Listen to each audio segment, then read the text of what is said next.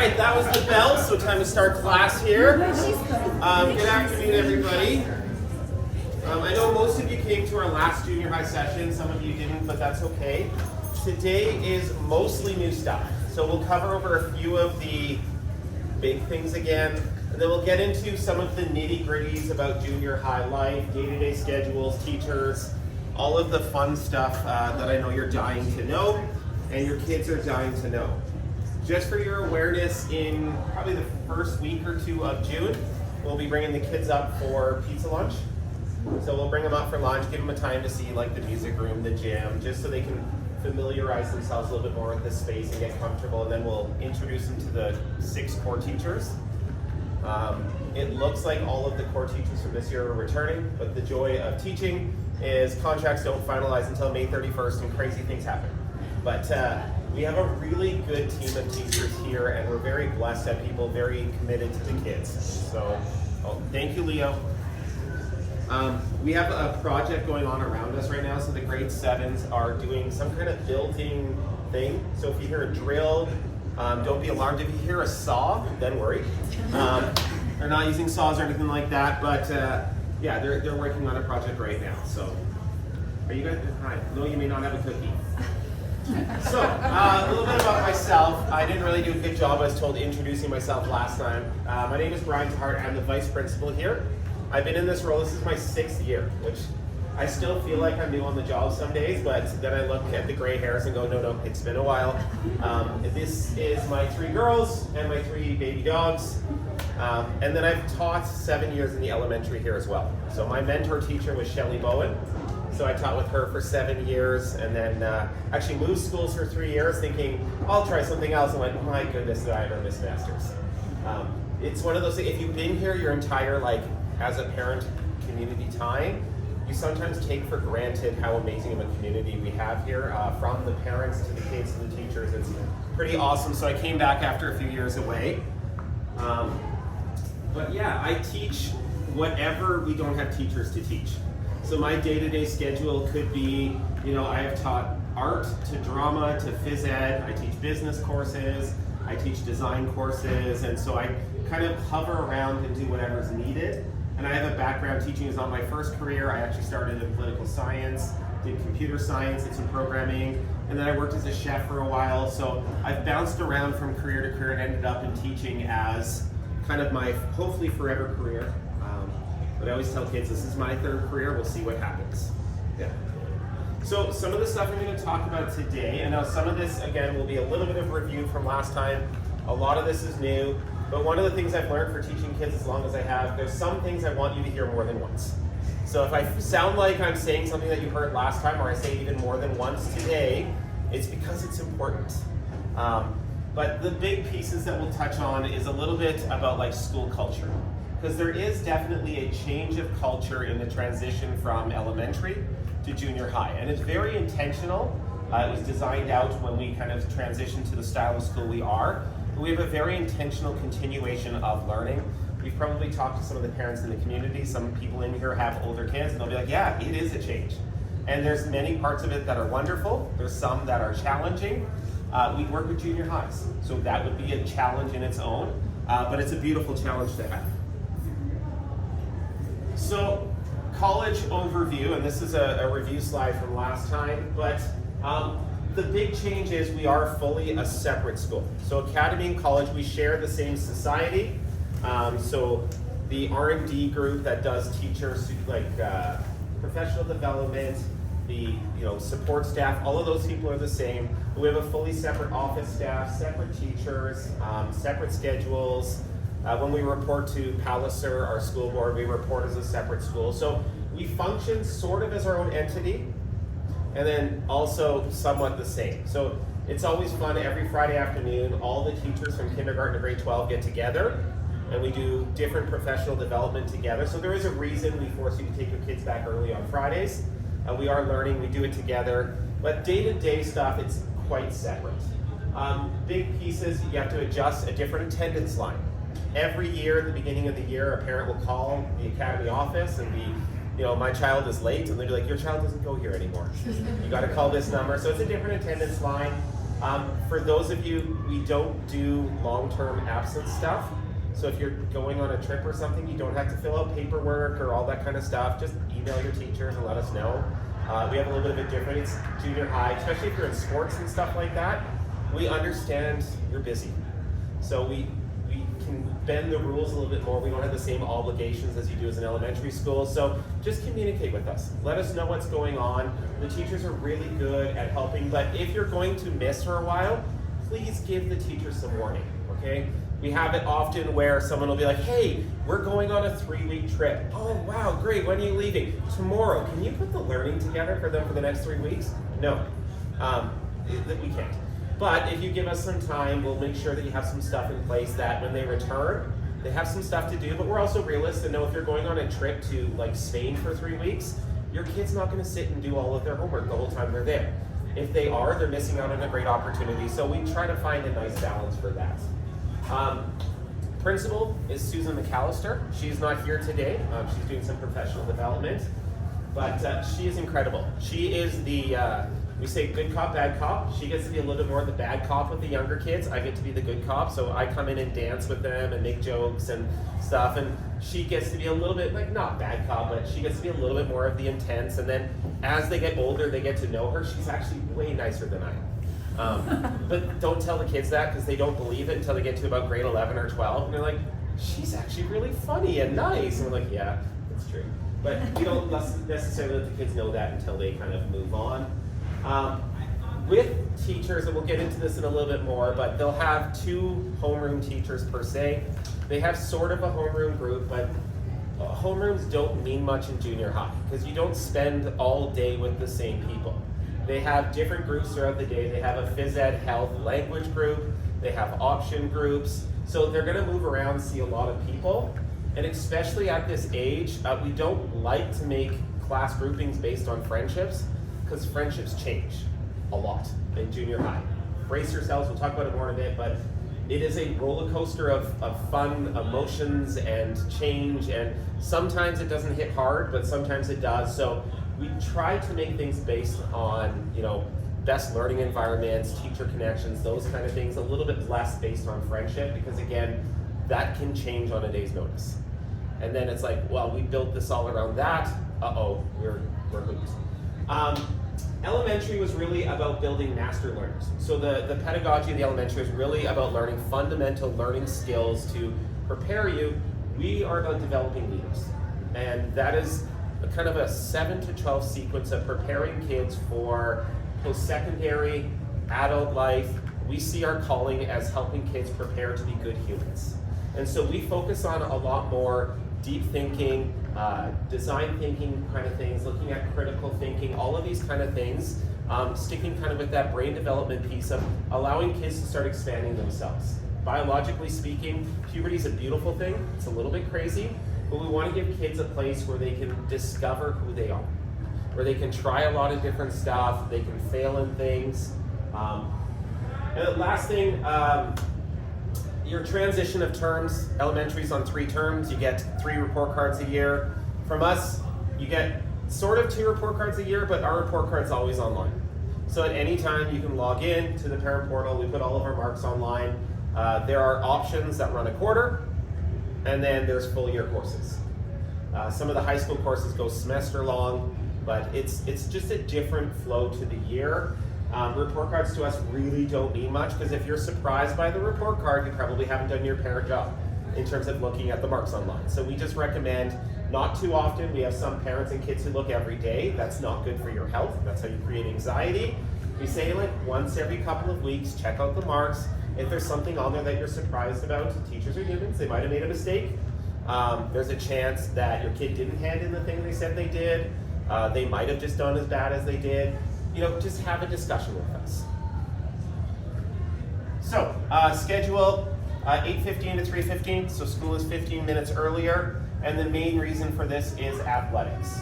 So we compete in a kind of independent school competitive league, and our games start generally at 4 o'clock. And so to get students to the games on time, we kind of have to build our schedule a little bit off of that. And then we also have 6 one-hour blocks with about a 45-minute lunch and then some breaks kind of intermixed. No recess anymore. The kids are always kind of sad about that until they realize they have kind of flexible lunch. And they're like, oh, this is way better. If I want, I can just go sit and eat and relax for 45 minutes, or I can go play soccer and do my thing. So they have a lot more control of their free time. The doors open though at 7:15. There's no MOSP, it's just drop them off and they come and hang out with us. I get here at 7 most days, so do a couple other teachers. We have a space set up here for the grade 7 and 8s in the morning.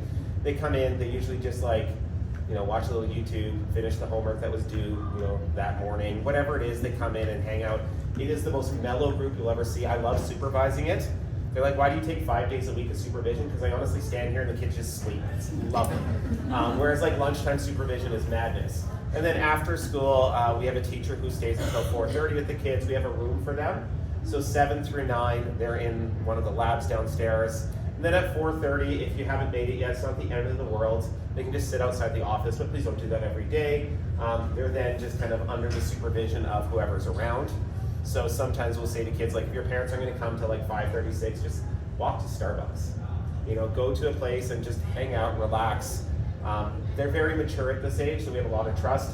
That maturity will go down as you get to 8 and 9, just as like be forewarned. Some of you have weathered that storm already and know what I'm talking about.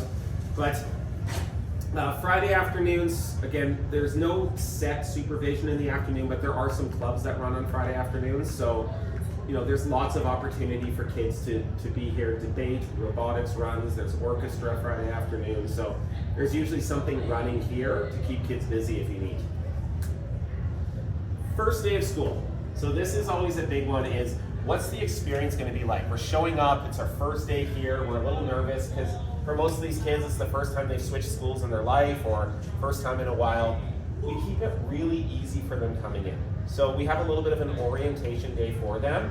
We give them free lunch. So we're going to serve burgers, maybe give them an ice cream at the end of the day. They get their lockers, meet their teachers, and then visit some of the spaces. All of their core spaces are up here.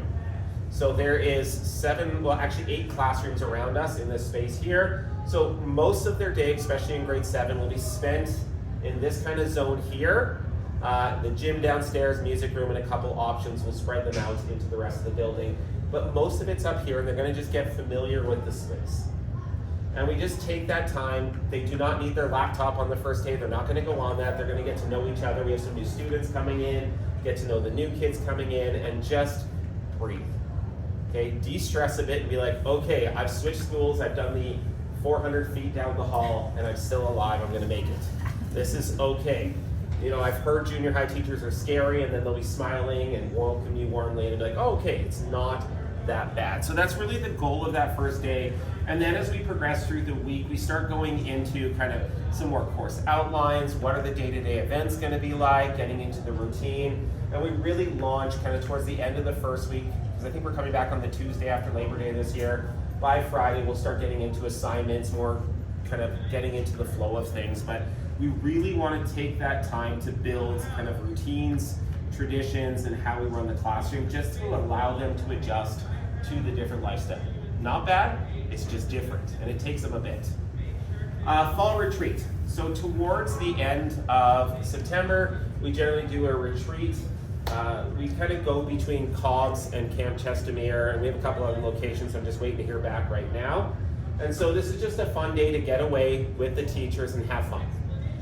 Camp Chestermere, we do things like there's some archery and volleyball and all sorts of wild fun activities. And then Cobbs is amazing. They have like kangaroos and stuff the kids can snuggle and little carts and all sorts of, it's just a day of fun and adventure. We buy them lunch and just have a good time. We used to do camp back in the day, but thankfully, or not thankfully, maybe thankfully for me and my sleeping patterns, to do a trip like that now, we would have to bring about 40 parents with us. And finding 40 parents to sleep with junior highs overnight is surprisingly hard. Yeah, everyone's like, yeah, I'm in favor. You coming? No. But we recommend if you can come for the fall retreat day, we'll be looking for some volunteers and parents who want to come. It's a good day to get to know some of the kids and just see them in a different kind of thing and get to know the teachers. So that's always kind of a fun event. So, option selection, we kind of went through this last time, but the general overview of options is there will be a form coming out, usually comes out towards mid to end of June. I'm going on a school trip to Quebec, so I'm going to try to have it done before I leave on the plane. So that will be mid-June. So about the 15th to 20th, we'll send a form out. And it is a Google form. So I'll show you what it looks like here in all of its intimidating fashion. I can get this lovely computer to work. There we go. And so when you go into it, where's my preview?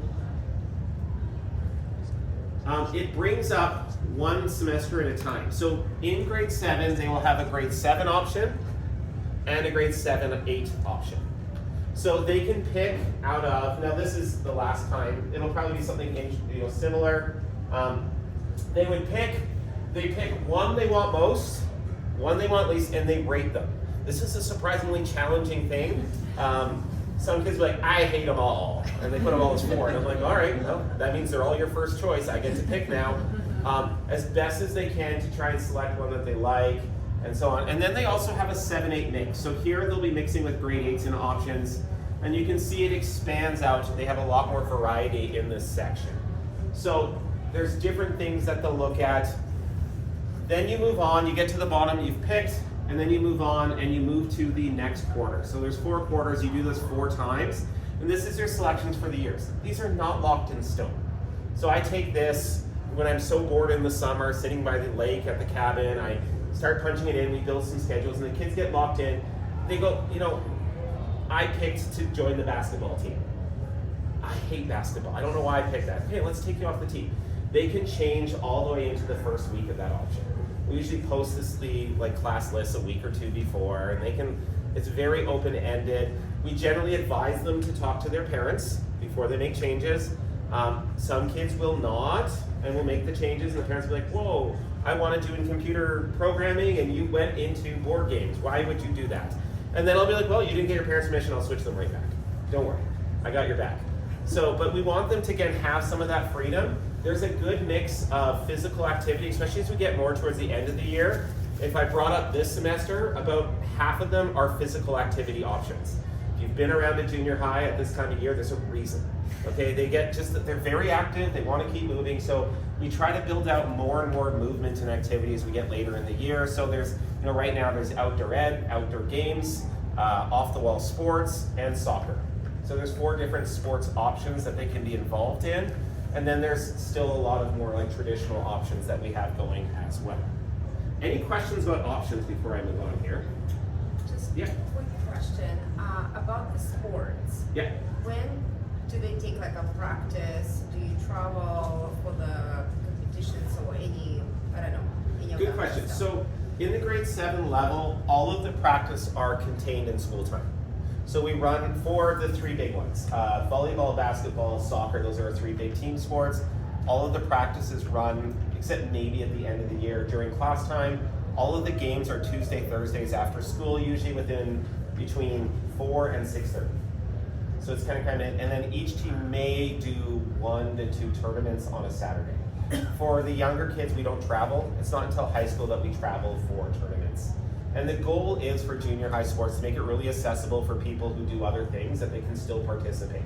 We don't want to kind of limit people's options. If you play high-level hockey or do high-level gymnastics, we still want those kids to have the ability to participate, so we keep it as simple as possible. So that's all built in. By the time you get to grade 9, we get short on gym space, so they might have practice outside. Right now is track and field.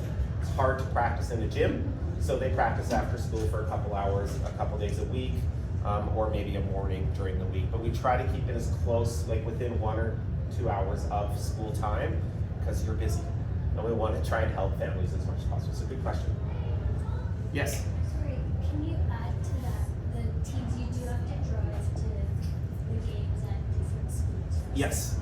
Yeah, so the games could be at a whole bunch of schools within the area. The furthest one away is Bearspaw. That one's a bit of a pain. When you see Bearspaw on the schedule, you learn to hate it. Or Heritage Christian, because you have to go up Deerfoot. But they're all within a half an hour driving thing. So we do ask parents to drive them. If you want to carpool, you can. But we tried running a bus, which has been an absolute nightmare to get off the ground because, well, I won't get into that today, but the bus is a pain. So most parents ended up just taking their kids anyways. So, but carpooling is usually the easiest way. All right, technology. Two things. We recommend strongly that your child come with an Apple laptop. I was supposed to say it's mandatory by Mr. Betts. I won't say it's mandatory because if you show up with a non-Apple device, we're not going to throw the device out, okay? We're not going to make you buy a new one. It just means you can't print. And it's a pain in the butt because then they come to the office and be like, Mr. Hart, will you print my essay? And I'm like, no, I'm going to a meeting. There's probably a kid waiting right now to print. Wouldn't surprise me. And so if you're on an Apple device, our system is set up to kind of cater and facilitate. And I've seen in my time here, especially with the teenagers, the Apple devices last so much longer. We did a Chromebook pilot and over half of them died by the end of the first year. Whereas, we have some graduates in grade 12 this year that are still using the same laptop they started with in grade 7. So we do see that it does pay out in the end. It's just a long-term investment. But I do strongly recommend it does not need to be a new one. Okay, I know you're all very kind-hearted people. It does not need to be new. My wife's MacBook Air is 8 years old and it still works lovely. Because all they need to be able to do on it is run, in essence, like Chromebook, or like Google Chrome, or Safari. And most of what we do is web-based. We might do some very minor video editing. If they go into a photography option, there might be some very simple photo editing. But again, they do not need the most expensive laptop ever. Every year there's a few that show up and they have a $5,000, $6,000 laptop. Again, this is a junior high heavy environment. And so I've seen a few laptops break in my day here. Generally, whoever breaks the laptop is responsible. So we have a do not touch other people's laptops rules. The kids are all told this regularly. And then they touch each other's laptops and break them.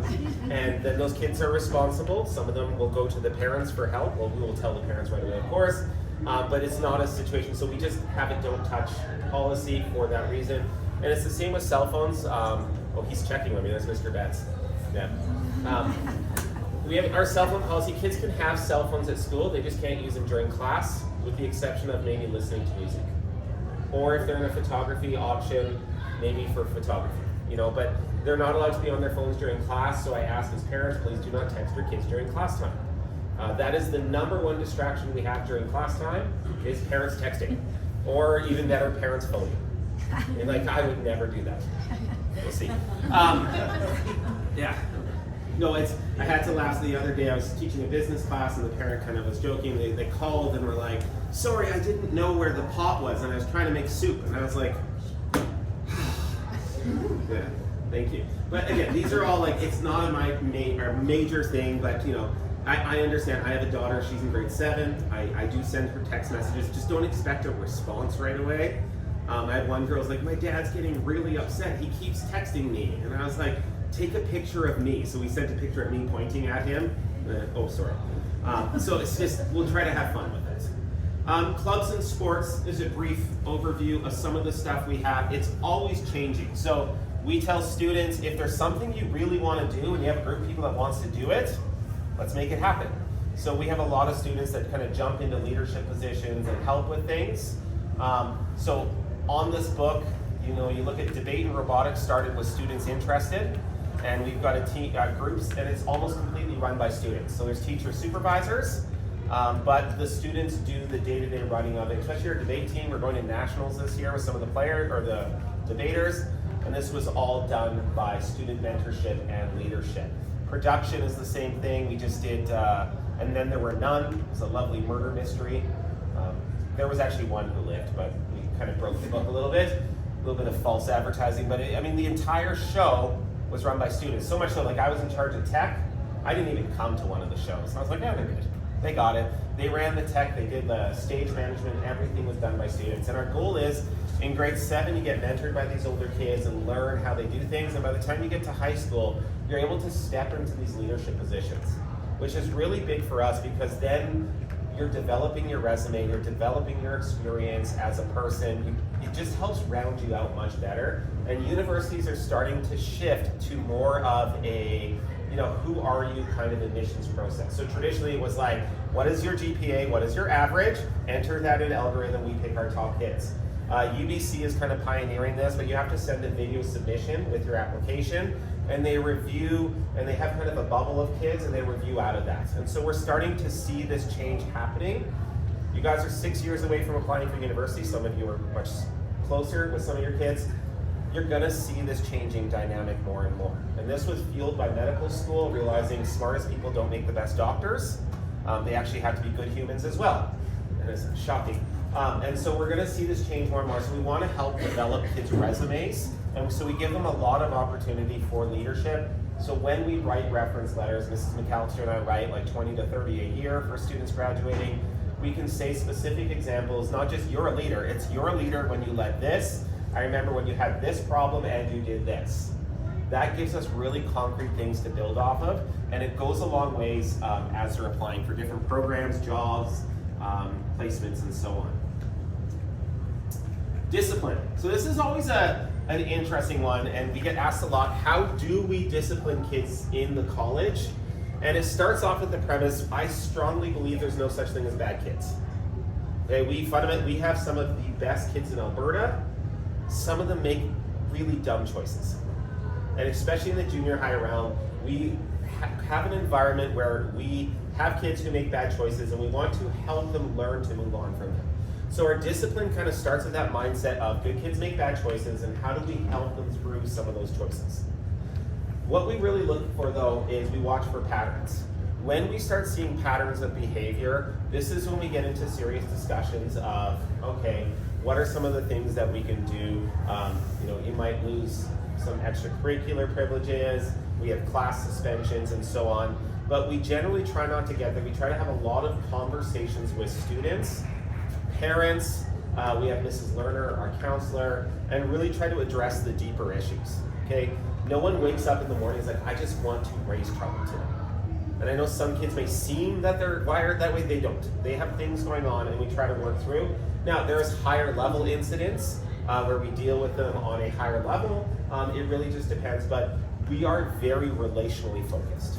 If the first time I'm sitting down and talking to your child is when they're in trouble, I have failed them. If my relationship is he's the guy who gets me in trouble, I have not done my job. So we spend a lot of time, especially early in the year. I've been visiting grade 6 quite often. I pop in already getting to know them so that we have a relationship so I can say, dude, you made a bad choice. There's gonna be natural consequences for that. I mean, the same way if I speed in my car. It doesn't mean I'm a bad person. I can't tell the cop, don't worry, I'm really nice. I work with children. And so you can let me off. I've tried, it doesn't work. But there's natural consequences, right? And we try to coach kids through that understanding of you make a bad choice, there will be some natural consequences. I get to choose the consequences, which is kind of fun. But we're gonna work through that. How do we rectify the situation? How do we make well? And that's our process of discipline. Which leads into the next one, which is always the fun one, dress code.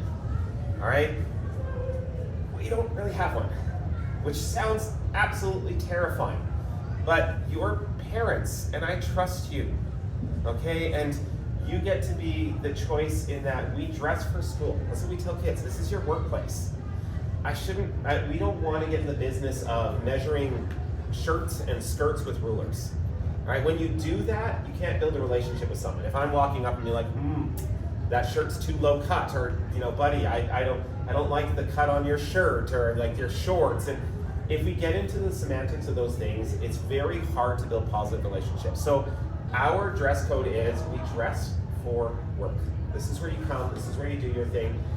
Does this make sense at school? I'm going to use the same metaphor with kids all the time. If you saw me on the beach and I was wearing a bathing suit, that would be awkward, but it would make sense. If you saw me strutting down the hallway in a bathing suit, you would be mortified. You'd be like, this is not okay, I'm not all right with that. It'd be equally awkward, but terrible, right? Because this is not the place where I wear my bathing suit. I save that for the beach, and so we try to have discussions like that of like, having a deeper understanding. I've worked in a very traditional school where there was a uniform, and you're in this like every day, is that 2 fingers or 3 fingers? Well, whose fingers? I'm gonna get my buddy's fingers that are smaller, and it just becomes such a here's the rules and we fight. The one exception is we do have a no hat rule, but today is hats on for mental health. So if you see kids with hats, they're not being disobedient today. It's welcome today, but the reason being is we just want visibility of them, and we want to make sure that they're not wearing AirPods during class. So a lot of kids will flip their hoods up and hide their AirPods. So these are all little things that we navigate. So the hats is really the only set rule. It's a really easy one to enforce. You have a hat on, you don't have a hat on. This is not like, we're not getting caught up in semantics. We're not like, well, is it a certain type of head covering. I had one kid get ordained as a Pastafarian. It's like a weird make-believe religion where they believe in like spaghetti monsters, and he wore a spaghetti colander on his head. So that was the one kid who tried to push the boundaries. So he is, if you ever need an ordained Pastafarian minister, I know one. But so that was the only time. But again, any rule you make, kids are going to try to push against it. When you say like, have honest discussions with them, it changes the dynamic. Because it isn't about the little nitty-gritty, how do I get away with it? It's about the deeper hard issue. So, student relationships. And I love this image because, most of these things, self-control under construction. Okay, the frontal lobe will change over the next few years. Kids, I taught grade 6 for 10 years, they really peak out.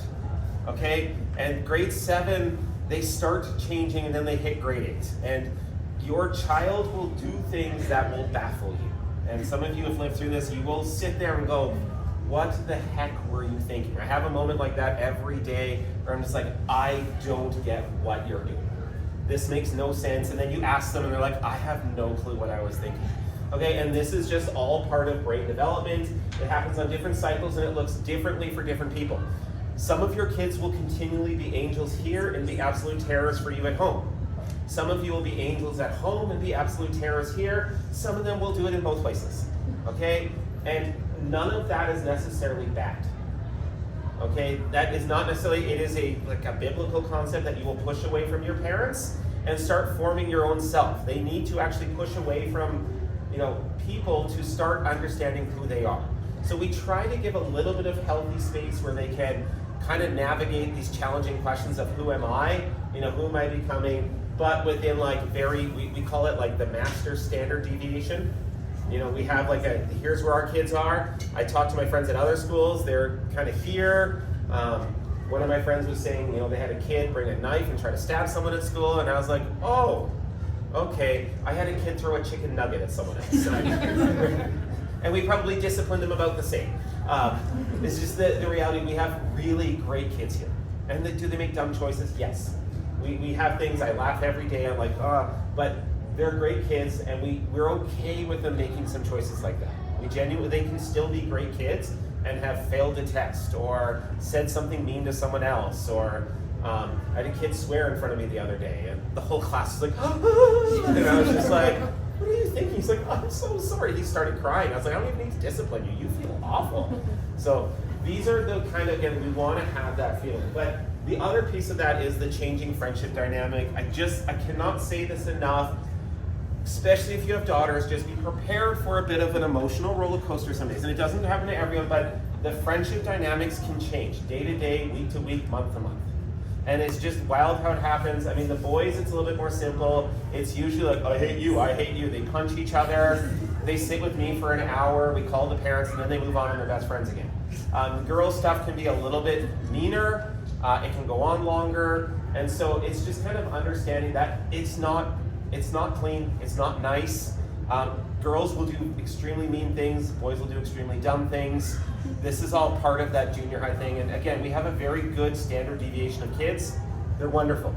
And the bad choices they make are really not that bad. And I continually remind myself, I worked in a school where the police officer came every day. And so our police officer comes in once or twice a year just to have coffee. And he hangs out, and he's like, do you need to scare any kids? I'm like, honestly, no. And he comes in and he shoots the breeze because he loves coming here. So we have great kids. And the problems we have will seem very large because they are to the kids. But in the greater scheme of things, the problems we're dealing with are quite small. And probably the biggest thing that we deal with is social media. That is the number one thing that causes us issues at school. iMessage, Instagram, TikTok, Snapchat. Those 4 things, at least once a week, I'm dealing with something that went wrong in one of those 4 things. I would strongly recommend, and this is just an opinion from one parent to another, follow the age regulations of those social media sites. Your kid will tell you everyone has them. I can guarantee it's a lie because mine doesn't. So when they say every kid has Snapchat, they are lying to you. Every kid has a cell phone. No, that is not true. I have kids in grade 12 without cell phones. So your kids will use absolute language, and they do this masterfully. Every single kid in the school has Instagram. No, they don't. No, some kids follow the laws. Okay, Instagram I think is now 14. And so they're always looking, and there's some injunctions, there's some talk of banning TikTok. There's reasons they're thinking of that. It's because it's terrible for child development. So these are all things, as a parent, I encourage you to, you're allowed to make the decisions you make. My daughter has iMessage, she's in grade 7. I text her from time to time, but I also read her texts every night. And if she deletes her texts, she loses her phone for a month. I'm a horribly mean parent. So you can use me as an example and be like, you think I'm bad, guess what Mr. DeHart does, okay? My daughter cries when I take her phone away and I'm okay with that, okay? So it's just that understanding of good, healthy boundaries can go a long way, because that's where most of the issues we deal with come from. Do not let them have their phone at night is my other thing, because that's where most of the bullying that happens online happens between 10 and 3 a.m. So 10 at night, 3 in the morning. I was dealing with a issue with some racial stuff happening at 2:45 in the morning, and they were texting back and forth. I'm like, what are you doing awake? Why? But these are all things for you to be aware of. My daughter was masterful at this. She'd be like, Dad, I'm just listening to a book. It's like, okay, and then I looked at her screen time and I was like, you little liar. I can see exactly when you were on social media, you turkey. You were on iMessage at 11 o'clock. And so these are all things that, again, I say to my daughter, as long as I own the device, I set the rules. If you don't like it, you can go buy your own. Good luck. So, teachers. Now, I'll start with the bottom comment. Teachers are human. They are lovely humans. We have fantastic teachers, but they are humans. I promise you at some point they'll make a mistake. They'll call your child by the wrong name. They may mismark something. They may say an opinion in class that may not fly with your family's personal choices. All of these things, but the teachers here, I mean, if they're still here, they love to be here. Because we expect a lot of our teachers, so those who stay have a very high commitment to education, to the kids here. They are amazing. And I've worked in a lot of teams. They are truly a fantastic bunch, and they have the best interest of kids in mind. But they are human. They will make mistakes. So there will be moments where you're like, and I mean, if that happens, please reach out to them. They're very reasonable people. Just be like, hey, my child came home and said this happened. Are things okay? And if it boils up from there, feel free to reach out to us. But a lot of times parents will reach out to us right away and be like, a teacher did this in class today. I'm like, okay, have you talked to them? No. Just reach out to them. Ask them. The same way you'd expect if someone was upset at you, you'd want them to come talk to you. You'd want them to reach out to you. I don't know if you've ever been in a workplace where someone who you work with is upset at you and just goes straight to your boss. It doesn't feel good. It makes relationship a little bit more challenging. So feel free to talk to them. Our teachers are very accessible through email. I'm curious what's going on there. They're very accessible through email. We encourage them not to email after they leave at night. Some will, some won't. But they have no obligation to email outside of work hours, which is usually for us is 8 until 4. So if you email outside of that, they're not going to respond. Probably some will. I will quite often, but I'm very nerdy like that. But yeah, they'll have 2 homeroom teachers, and then they'll have a lot of other. They'll have a language teacher. They'll have their phys ed teacher, who's Miss Jacobson. They will also have, their option teacher. So they're going to see a lot of people, but don't worry. You can just reach out to the 2 homeroom teachers for any concerns. Pyramid of intervention. So this is kind of what I was talking about. Our process of resolution is always to start with the kid, okay? Or to start with the person we have conflict with. I was trying to put an image up and it looks terrible, but we always say talk to the person. We do this with kids. Yeah, I'm fighting with this person. Have you talked to them? Oh no. Well, let's go sit down. And I will sit and I do a lot of conflict resolution with students. I sit down with them when we talk it through. About 90% of the time I sit and talk to them, they're like, oh my gosh, that person was lying to me. I mean, kids gossip about each other the same way adults do. And when we start talking, it usually breaks down the majority of barriers. If that doesn't work, we talk about bringing someone else in. This is where, more often than not, we bring teachers in. We have a new employee who just started at the school who is a Making Connections worker, which we don't really know what that name means, but her job really is to help kids navigate friendships and to kind of work through problem solving and those kind of things. Amazing. Such a cool opportunity, and she'll sit and help kids navigate this. And then we have a formal process of resolution. Okay, if going through what we would call like common sense problem solving doesn't work, this is when you would reach out to us and ask us to kind of help out. Same thing with teachers, parent to parent, we've helped navigate parent to parent conflicts. These happen, one kid breaks a kid's computer, the parents are arguing who's going to pay, what percentages. We'll happily intermediate those conversations. All we ask is that you start the conversation. You have an issue with the teacher, reach out to them, ask them. If you've done that and it doesn't work well, I'll happily sit in a meeting, I'll happily navigate it for you. But again, we want to follow proper kind of norms of relationship because it really helps us function as we navigate with young people. Because we're always trying to coach kids how to act with others. And they're always looking up to us. What process do my parents use? Do my teachers use? We want them to kind of experience that and model it out for them. Academic changes, not a lot here. I was kind of brainstorming this, but the big change of academy to college is, again, the change of how we approach learning. We shift from memorization to application of knowledge. So there is still that memorization piece, but it is secondary to that application of knowledge. And this is becoming much bigger with the advent of AI. AI is dramatically shifting how we approach learning. Because a kid can sit down and say, we call it Elvis, but ChatGPT or Gemini, write me this essay on this topic and source it. And it will produce it. And they can have an essay, they can have responses in a matter of seconds. So we are trying to shift how we approach in that we are doing much more application of learning to how it affects you, your world, and understanding kind of the interrelationship piece of those things. So kids will get very frustrated. And I taught grade 6 for 10 years. In grade 6, you have a science test and the teacher goes, here are your notes. And they give you the notes and you have said notes, you memorize said notes and you get 100% on the test.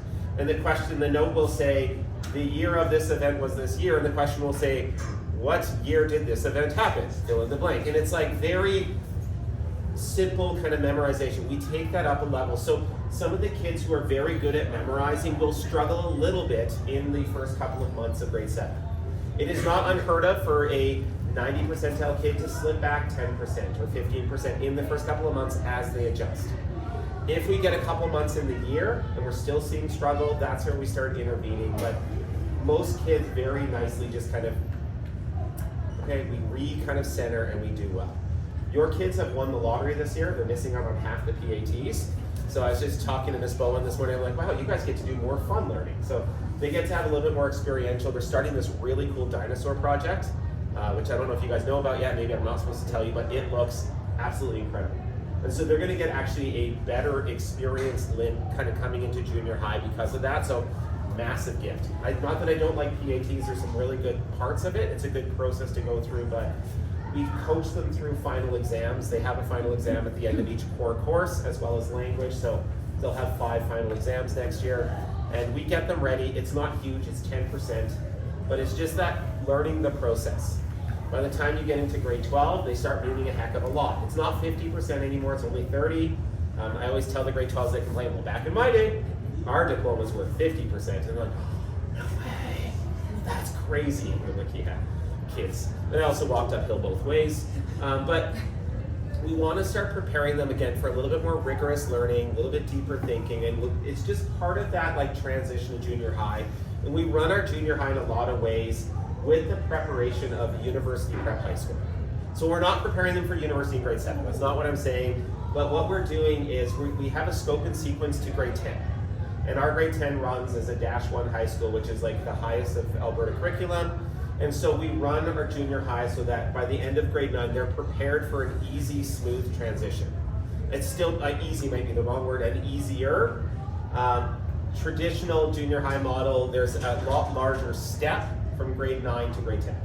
And we try to take a little bit, round it out a little bit so that they're a little bit more prepared for that transition to high school, because it is a huge step. And then we form our high school to prepare them then for that transition and preparing them for university application, as well as to be successful in university. I had a grade 12 get mad at me because they're like, why can't I have 2 spares in my final semester? I only really need to take 2 courses. And I'm like, because you're going to university and taking engineering next year. Okay, you want to take 2 courses right now, and then go to 6 in the fall. Okay, and 6 courses you're going to do in 3 months. From 2 you're doing in 5. You do not see the problem here. We're talking about building up stamina and getting you ready. And so we have a lot of these deeper questions. or like conversations with kids, because we want to really think about the big picture. Our goal is not to get kids into university and say, good luck, figure it out. We want them to be prepared for that, so that once they get into university, they can actually thrive and do well. So, that is me talking at you a bunch. But the heart of really what I really want to say to you guys is, it will be a bit crazy in the first couple of months. Okay, it will feel different. Some of you have gone through this. You can ask. I mean, you have Grace and Sue who are veterans. Do I have any more veterans? Oh, yes. You have lots of veterans in here that you can ask. Okay, it will be okay. Again, the transition is fantastic. It is a whole different style of learning. It is a different feel. But again, that big picture piece is like, we're helping form good kids. We're playing a role in that. Your kid will make mistakes, and that's okay. And just encouraging in that. I mean, I talked to the math teachers, and I was like, what is one thing you could say to the grade 6 parents? And they're like, tell them their kid won't get 100% on everything. That is like the number one complaint our math teachers get, is that parents are like, my kid always gets 100% on everything in math. I'll be honest with you, your kid doesn't take math from kindergarten to grade 6. They take numeracy, okay? Grade 7 math, it's a step up. It changes the dynamic. So it's not built that if you work hard, you get 100%. It's really built if you work hard, you'll get 80 to 90%. And then getting that extra step takes sometimes a bit of luck, not making mistakes. It takes some deeper thinking. There's a lot more to it. And so just that standard of success. I mean, I tell our kids, like, if you're getting above 80 in a junior high course, you're in the top 10% of kids in Alberta. If you get above 90 in a junior high course, you're in the top 5% of kids in Alberta. Above 95, you're in the top 1% of kids in Alberta. And our kids often forget that. We live in a bubble here at Masters where it's like, I see kids cry, they're like, I got 80%, I'm a failure, I failed my course. I had a conversation with a kid because he had 74 in his Spanish class, and he thought he had to repeat grade 7. He's like, I have failed Spanish, I'm gonna be held back a grade. I was like, you're 24 above failing, you're fine. You're doing, my mom says that it's a failure, and maybe in her books it is. But for me, it's not. You're not getting, you could even get below 50 in Spanish, and we're not holding you back. Okay, don't worry about that. Everyone passes junior high courses, don't worry. But the big picture is just have that healthy expectation. Keep pushing your kids. There's nothing wrong. We're not, don't try hard. Our kids do very well, but we want to do it in a healthy way that also when they make a mistake, I mean, actual failing of a test, in the master's world of like below 70, it's a good experience. For them to feel upset because they didn't do well, that's actually a very healthy thing. I mean, you don't hear very many good stories where it was like everything went great and then they turned into a good person. I mean, you can only imagine if the Mighty Ducks, if the movie started with they're the best hockey team ever and then they crushed everyone and did well, that'd be a lame movie. And it's the same with life. Like, they actually have to go through a little bit of hardship. They have to go through some transition, friendship issues. These are what help us kind of work with them. And it's in those moments that they really form good, like, resilience and, all of those good things. So I will open it up. Do you have any questions?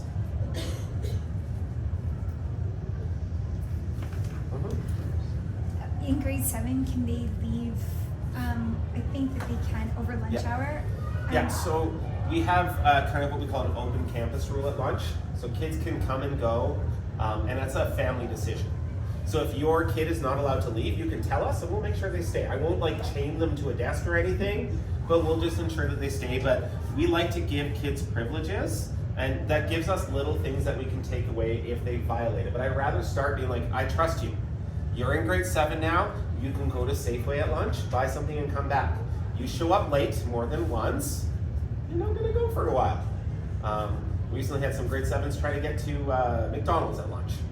Yeah, and it's a bus ride to 17th Ave. And again, we talk about frontal lobe development. It is a 15-minute bus ride.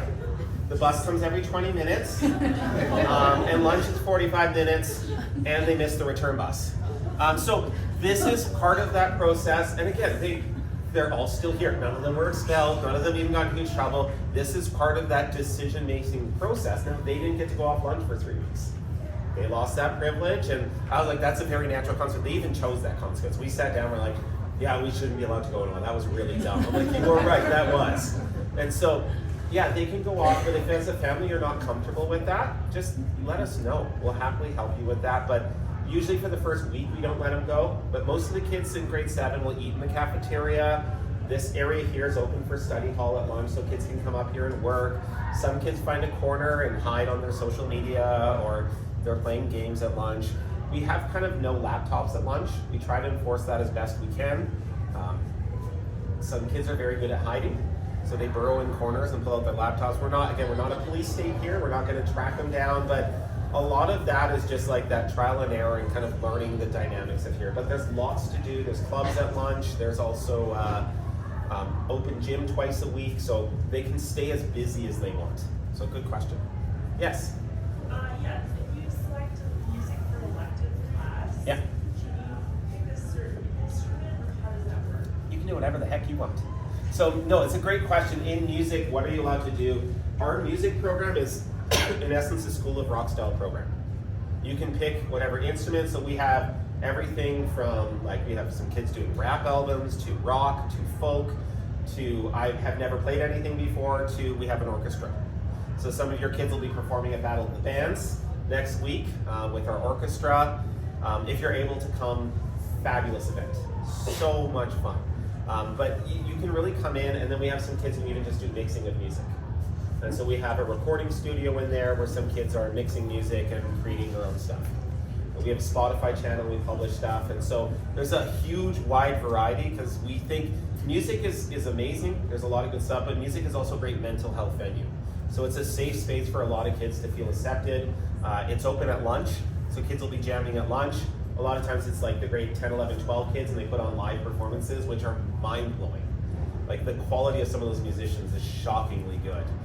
So it's just a cool experience for them to be immersed in, but our goal is for every kid to have some community beyond just their class they're involved in, whether it be some kind of a sport, extracurricular, music, drama, something like that. Kids who connect do well. And I take parents on tours all the time, and I say, the kids who do well here are the kids who want to do well here. The kids who do poorly here are the kids who don't want to do well here. There is a bit of a mindset to, if I'm going to come in and half do it, or kind of half participate, or maybe this is good, I'm not sure, it won't be good. If you go in and that's, any opportunity you have, it's how you commit to it. And so we really encourage kids, get involved. Do something that's going to challenge you, that's fun, that's different, and kids get really surprised at what they enjoy. Any other questions? Yes? Is there travel in junior high? Good question. So travel is dependent on the teacher. So traditionally we do a grade 8 and a grade 9 trip. So this year we are taking the grade 8s to Quebec and Ontario. It's always dependent on the teachers. So I can't say 100% it will run next year, because I can't force a teacher to do it. So that's kind of our tradition of what we've done, and we hope to continue it on. And then we typically do the SALT sailing trip in grade 9. This year was a real unique experience for those. You're on a tight ship, so if one person gets sick, everyone gets sick. So it's a real life event that they had this year. They had to evacuate the boat early. Everyone is perfectly fine. But they had a life experience and learned things about perseverance and mental fortitude that most people will never get to experience. But usually it is, like, the SALT sailing trip is the most enjoyable trip the majority of kids go on. So some of the grade 12s still talk about it when they're graduating, how incredible it was. I feel like our grade 9s this year will still talk about it in grade 12 for other reasons. And then the Quebec trip, I love the Quebec trip, because you go to nice hotels and you do a bus tour and you do fun activities. So it's a very different style trip. We go to, again, old Quebec City, we visit some of the encampments and those kind of things. We go to Montreal, learn about the culture, and then finish in Ottawa. We stumbled across a press conference the Prime Minister was holding last year. So that was a pretty cool event, although quite unique. It was the launch of Pride Month, and so the kids got to see some very unique experiences. So you just never know on a trip like that what's going to happen, and that's one of the things we've learned is it's an adventure. So good question. We do have the 2 major trips, and then in high school it becomes a lot more flexible. Yes? When do the class lists come out? Class list. So this is always like the bane of our existence, class list, and not like anything bad parents do, but we generally don't release it until like a couple weeks before school starts.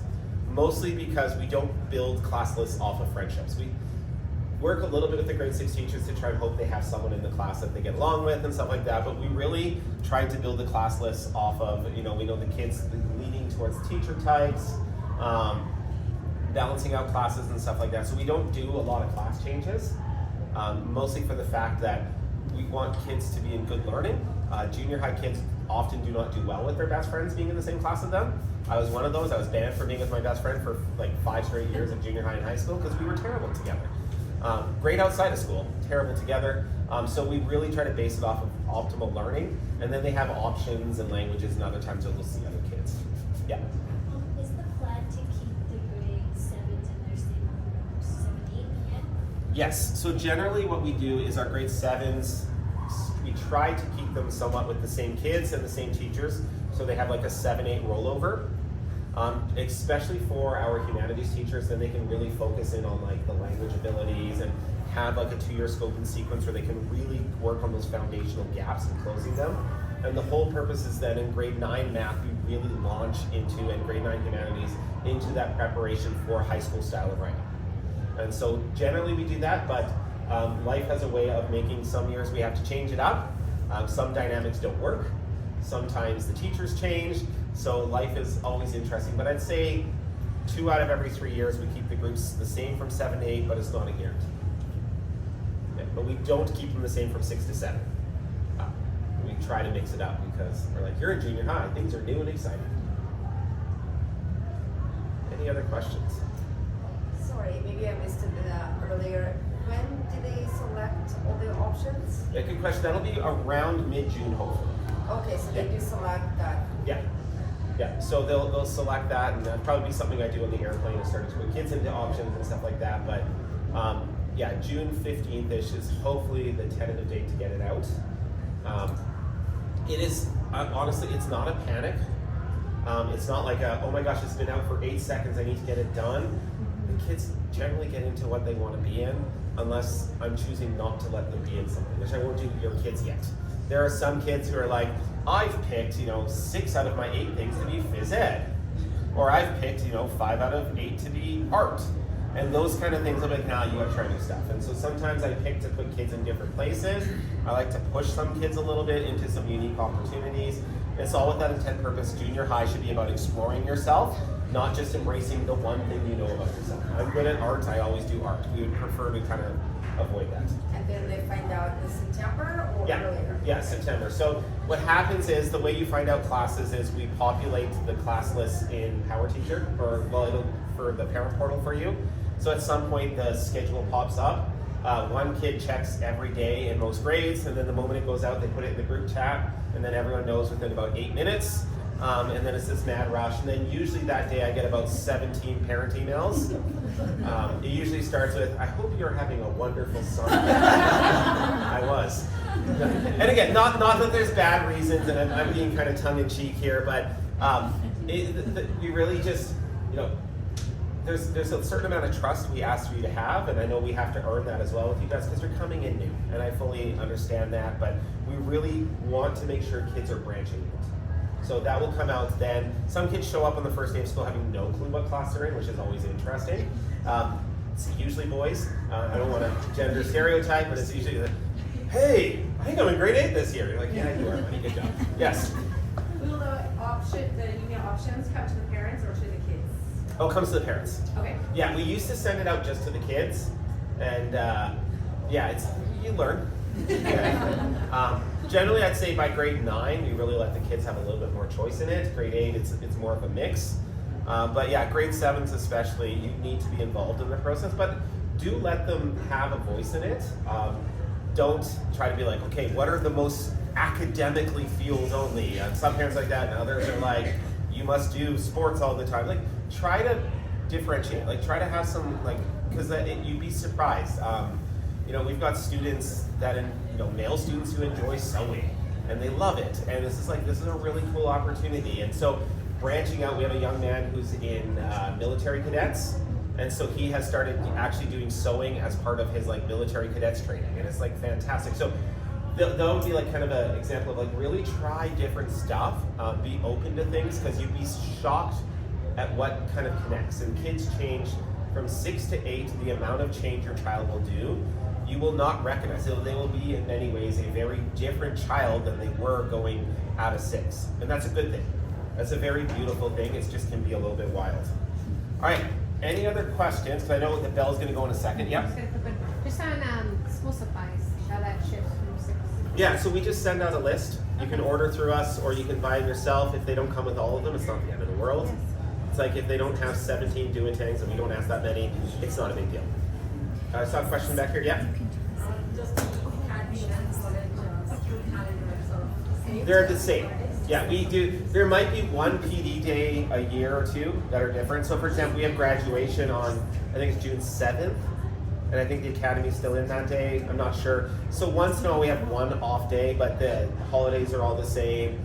Goal setting can be different. Oh, goal setting is different because we can't have that many parents coming in and out at the same time. So, yeah. So, excellent. Yep. Are they full lockers, and do we need to get a lock for them? Okay. Lockers, they're half because kids never use them. So there's no lock needed because when we use locks, especially in grade 7 and 9, they never use them. And the only thing locks were used for was to put on other kids' lockers. So Mr. Martin and I spent a lot of time with the giant bolt cutters cutting off locks. So they're magnetic lockers enclosed. If your kid has something where they're bringing their swim gear that's expensive, or they have a special thing, we have locks in the office. They can have one, no problem. So what I'll do is I'll dismiss you here. You can go. You can see the madness of end of day here. But if you have any questions, I'll hang out for a while, and you can feel free to ask. But thank you. We're excited for the fall, so appreciate it. Thank you.